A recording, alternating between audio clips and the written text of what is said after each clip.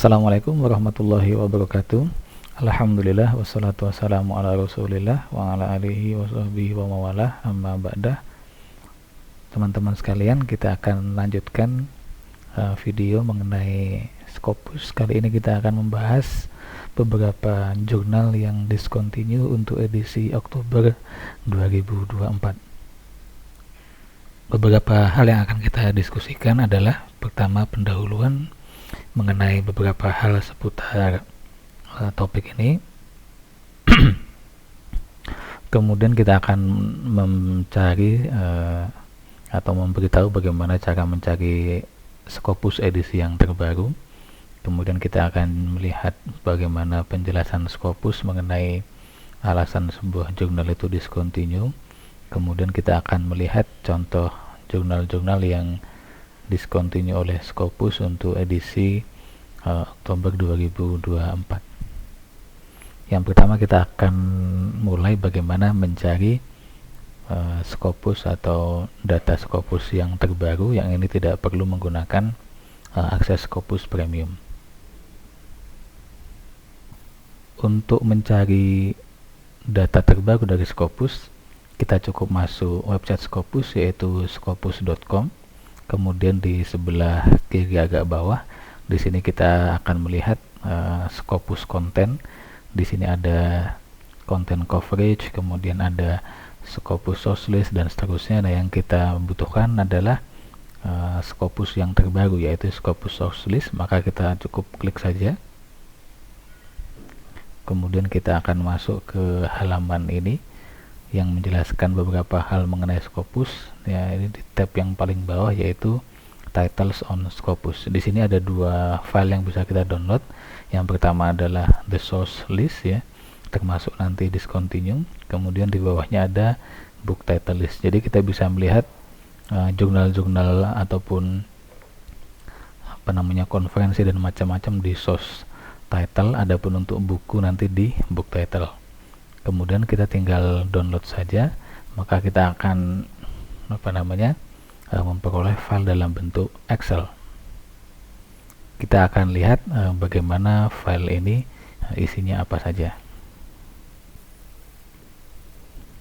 Ini adalah file yang barusan kita download, ya, yaitu judulnya adalah Xlist Oktober 2024. Di sini kita bisa lihat file ini memiliki beberapa tab.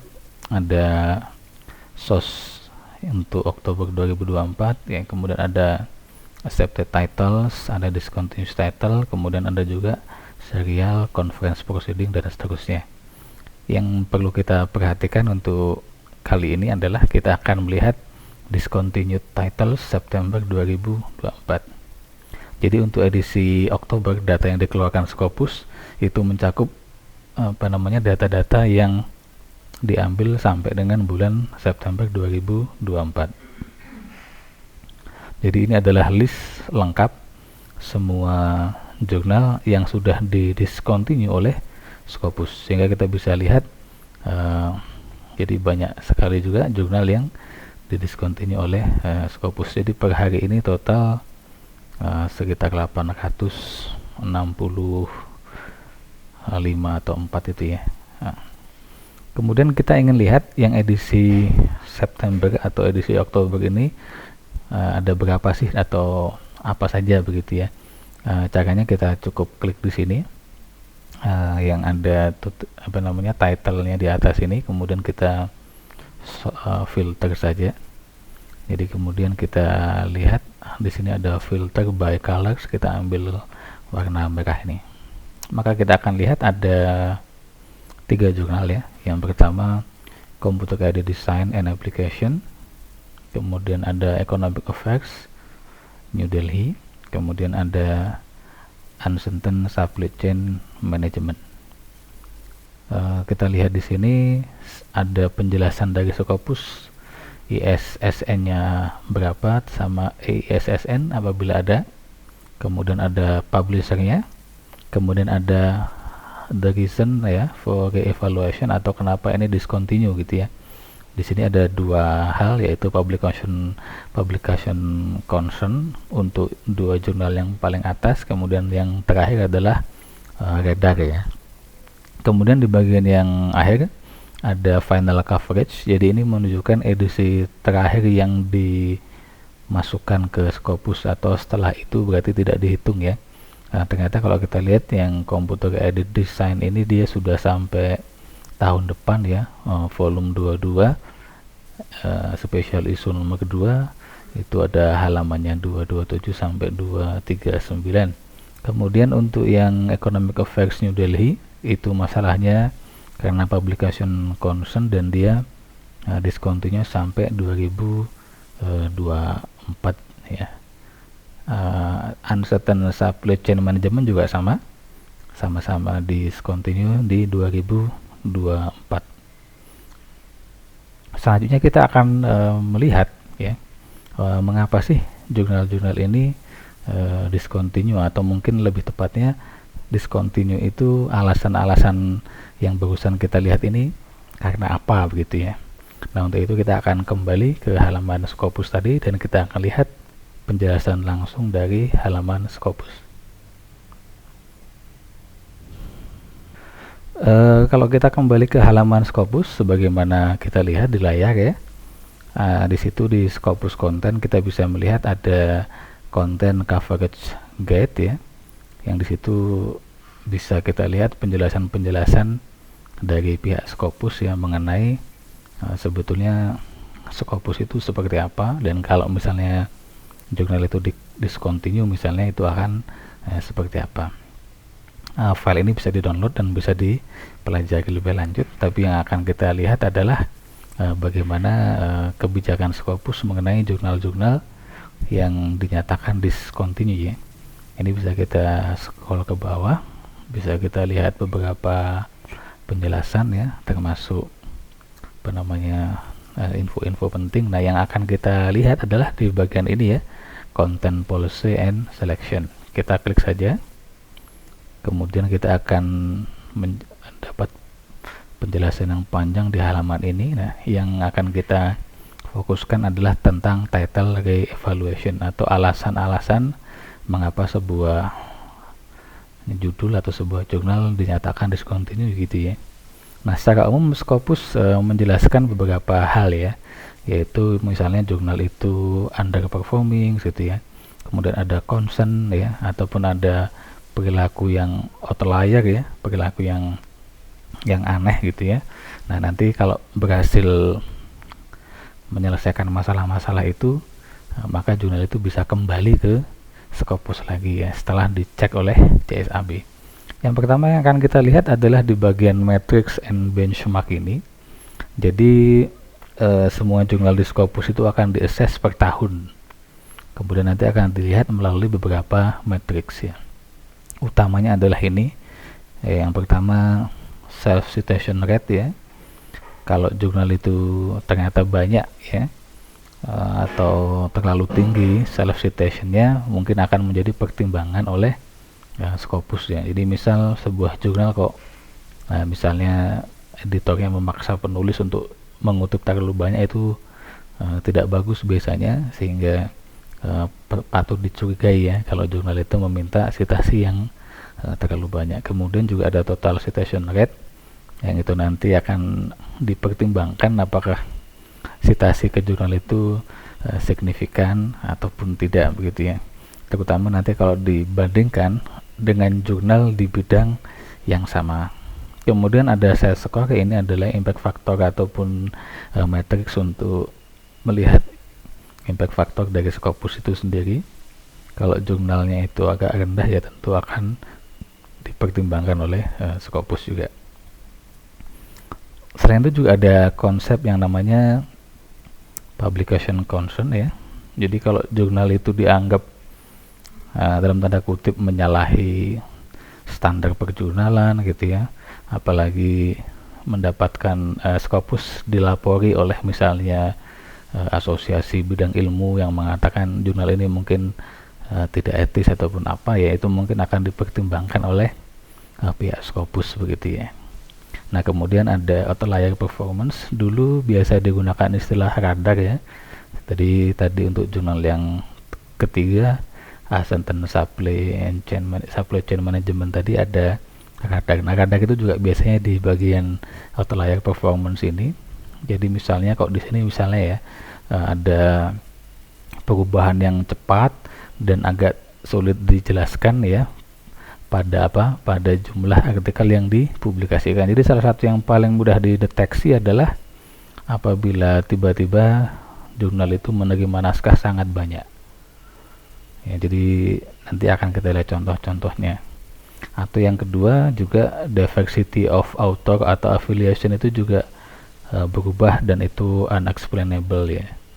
Jadi idealnya sebuah jurnal itu ya yang dominan misalnya adalah negara asalnya begitu ya, tapi kalau tiba-tiba dia lebar sekali atau negara lain kok dominan misalnya, nah itu mungkin bisa dicurigai juga. Kemudian juga ada unexplainable shifts in publication topics ya, jadi jurnalnya awalnya topiknya apa gitu ya, tapi kemudian dia menerima terlalu lebar ya, yang itu di luar topik yang standar di jurnal itu. Atau yang terakhir, outlier ini juga tingkat citasi yang terlalu banyak. Nah, untuk lebih lanjut ya mengenai bagaimana kita bisa menggunakan standar yang dibuat oleh Scopus sendiri ya untuk melihat beberapa jurnal yang baru discontinue, kita akan menggunakan database Scopus untuk melihat 3 jurnal yang discontinue edisi Oktober 2024 ini. Yang pertama kita lakukan adalah kita masuk ke Scopus. Setelah itu kita akan mencari jurnal-jurnal yang tadi discontinue, yaitu dari source. Kita klik source di sini. Kita copy judul yang ada di sini.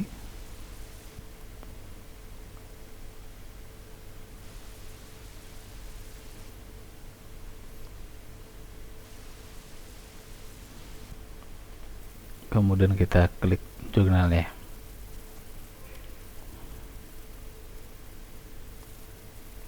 Jadi di sini kita dapat melihat beberapa informasi penting.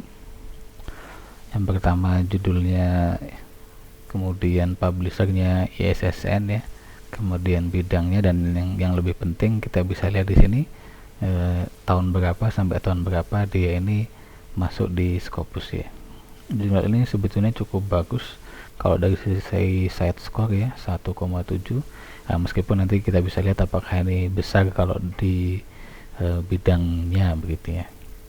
Kemudian di sini juga kita bisa lihat jadi dalam waktu 2020 sampai 2023 terdapat 825 dokumen yang citasinya adalah sekitar 1422. Nah, salah satu cara yang bisa kita lihat untuk melihat jurnal ini bisa jadi lewat view all document.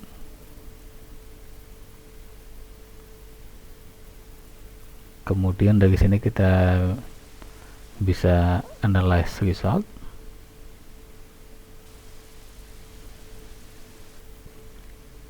Kita lihat yang pertama adalah dokumen buyer ya. Jadi kalau kita lihat di sini memang ada pola yang menarik ya. Jadi dulu-dulunya ini cuman di bawah 100-an dokumen gitu ya. Tapi di 2020 pertama kali naik sampai 200 meskipun turun kembali. Nah, tapi setelah itu dia cenderung naiknya sangat kencang ya. Jadi sampai berkali lipat gitu ya. Nah, akhirnya kemudian discontinue di 2025. Jadi jurnal ini sudah ada 45 artikel terindeks Scopus dari tahun 2025.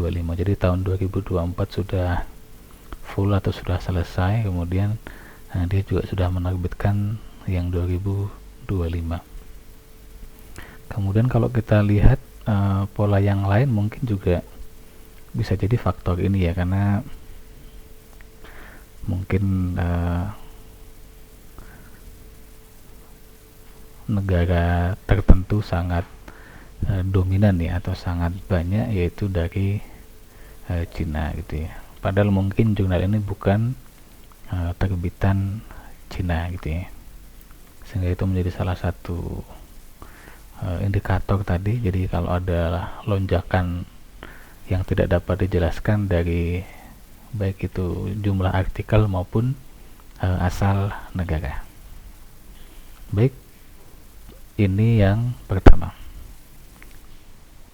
Kita juga akan lihat data selanjutnya. Yang kedua adalah Economic Affairs, ini dari New Delhi.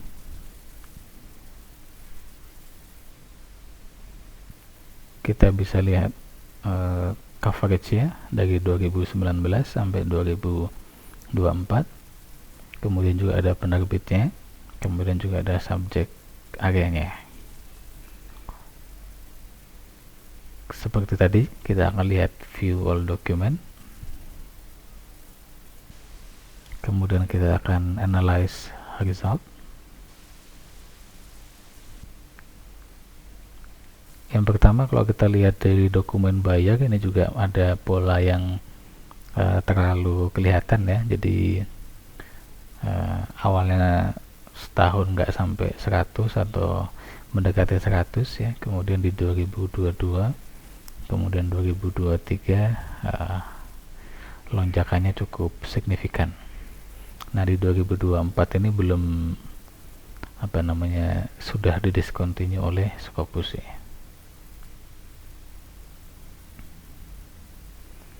Yang lain yang juga mungkin bisa kita lihat di sini ya, kita nampak bahwa dari sisi dokumen memang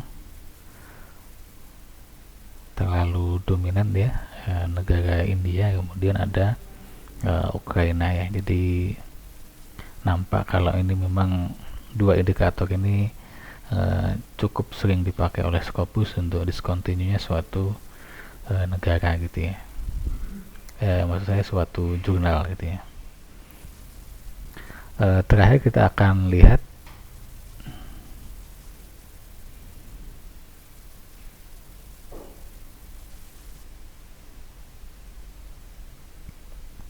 jurnal tentang supply chain management.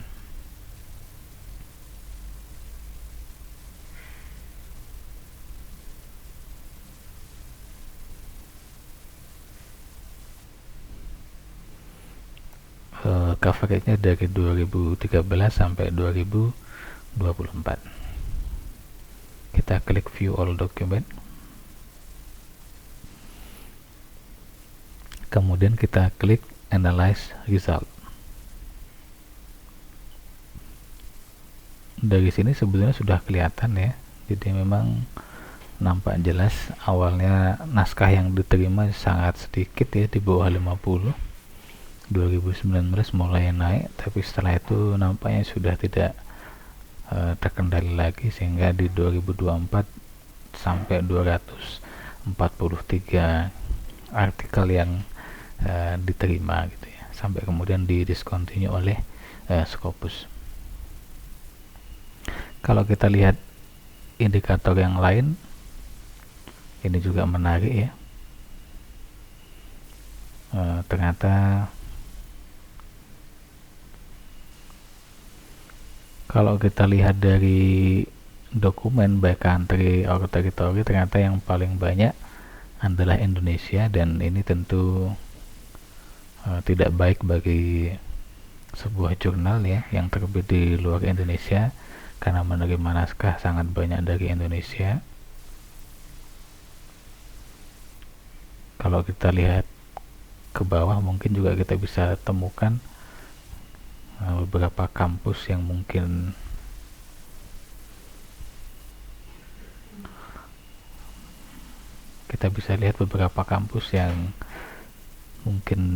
banyak submit ke sini dari Indonesia. Sini ada Universitas Mercu Buana yang nampak di sini dengan 33 dokumen gitu ya. ada juga Bina Nusantara, dari BRIN juga banyak, Universitas Udayana, Universitas Kristen Petra,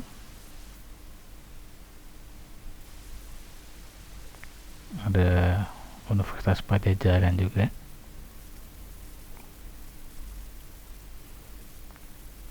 Brawijaya University atau Universitas Brawijaya, Universitas Diponegoro, 17 Agustus 45,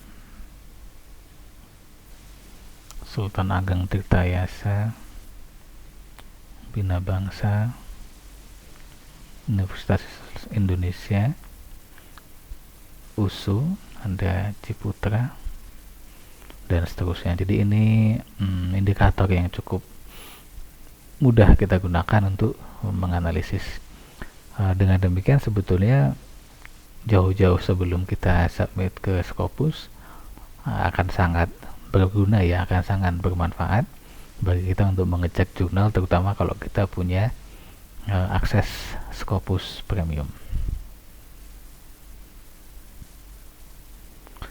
Demikian penjelasan singkat ya mengenai beberapa jurnal yang dinyatakan discontinue oleh Scopus untuk edisi 2024 bulan Oktober.